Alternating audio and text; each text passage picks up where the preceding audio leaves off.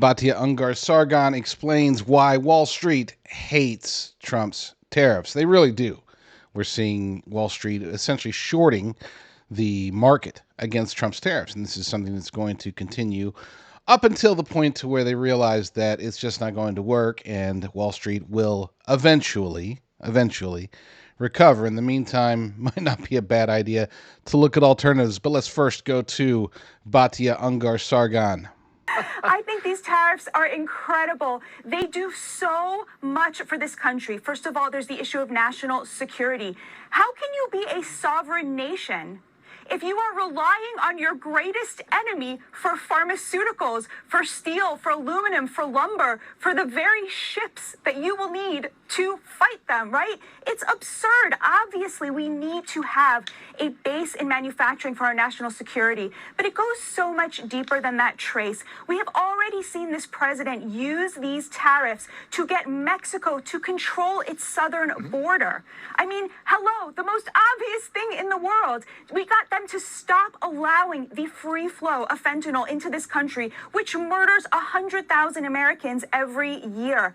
But most importantly, Trace, this president is waging class warfare on behalf of the American working class. These are the very people who have been abused and fleeced and humiliated and destroyed by an international economic order in which the American middle class is asked to bear the burden of the global elites who have gotten rich off of all of this free trade at our expense. You know, if tariffs are so terrible, how come all of these countries have tariffs on us? It's utterly absurd. What Trump is doing is reversing the trend in which we took a country built on a stable middle class, built on manufacturing, and we destroyed it with an upward funnel of wealth to the elites. And Trace, this is why Wall Street is going crazy.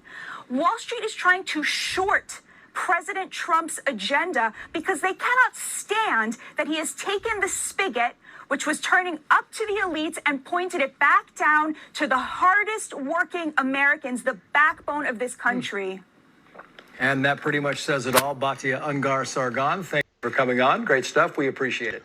100%. She's absolutely correct on every count. But I like the focus there on turning the spigot in the other direction. Look, I'm a capitalist. I'm not against wealth. I'm not against the wealthy.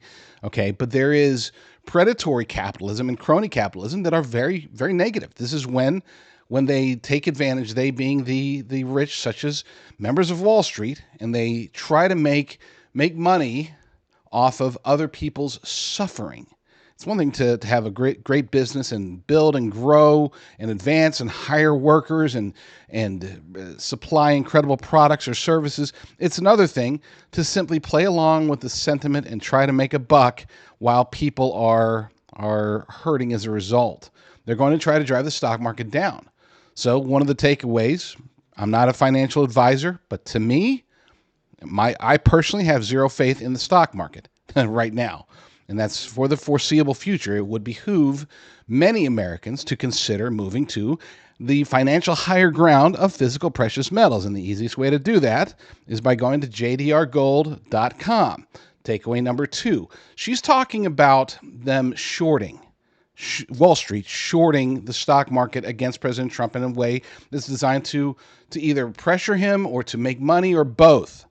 This is when I'm talking about predatory capitalism, this is it. They're going to try to do harm to you and me, and as a result, be able to point the finger and blame Trump for it.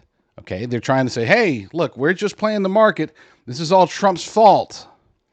When in reality, they know that they are driving the sentiment that's supposed to be driving the markets lower so that they can then cash in at the end. This is what they're trying to do, and it's ugly and it's disgusting.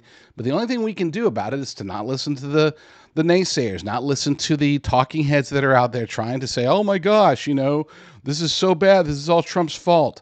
Look, I'm not one. I'm not going to sit here and say there are no valid reasons to oppose President Trump's tariffs, at least some of them.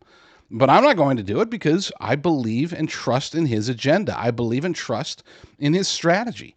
I have no reason to back out now. And I would recommend to you, my awesome and amazing readers, listeners, viewers, to do the same. Just hang in there. Hang in there, because it is going to get better in the long run. And I don't think the long run, we're not talking years or decades down the line before we start seeing the tremendous advantages. I think it's going to come in a matter of days. But we'll see.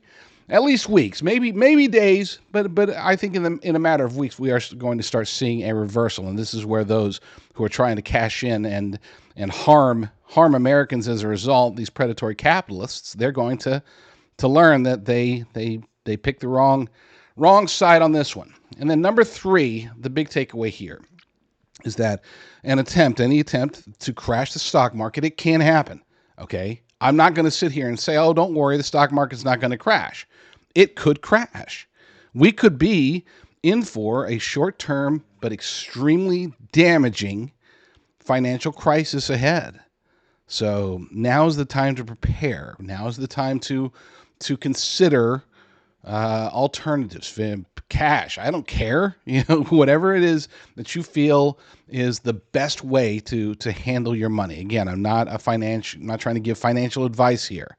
I'm just saying that it is possible.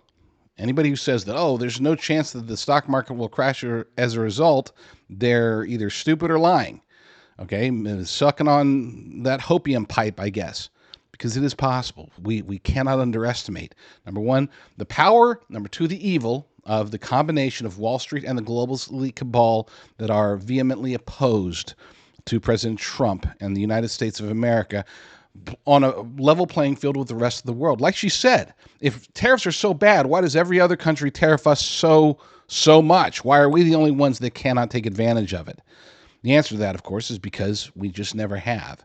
And the status quo is what these predatory capitalists and globalist cabalists, this is what they want. They want the status quo so they could keep doing what they're doing, keep screwing over the American people, and keep taking advantage of awful fiscal policies by the United States of America.